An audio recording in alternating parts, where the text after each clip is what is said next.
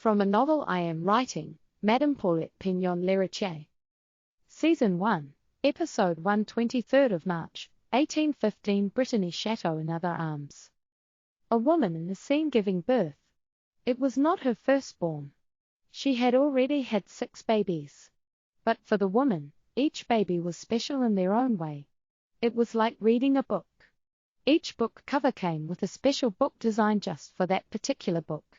A maid enters the bedroom dressed in a long faded grey uniform with a long white apron that had ruffles all around it.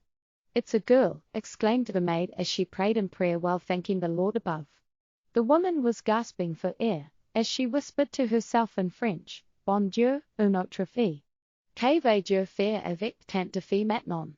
The maid listened to the whisper the lady had said, but she did not comment about it as she felt it was none of her business. Therefore, maids, butlers, chefs and gardeners are taught not to voice out their opinions to the people they work for. The caregiver cleaned the woman while the maid held the baby in her arms as she cradled her. The baby's eyelids slowly opened as she stopped screaming her cries.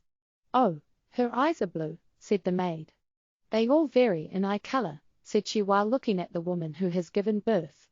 The woman stood up as she was being helped to change into a clean white nightgown. The lens of the camera blurs the naked woman's body as she stood up overlooking the tall windows' green backyard. The woman looked fragile and tired. She loved babies. But the process of giving birth was very exhausting. "What shall you name her, madam?" asked the chubby maid while cradling the newborn.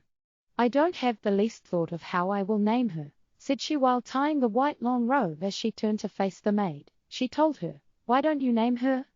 I am sure you would give her a decent and proper name." The maid felt honored. While thinking about which name to give the baby, the other maids looked at her in shock.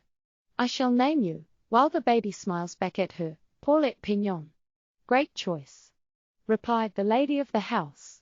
"Lovely," said she as the baby was being handed over to her to feed the newborn.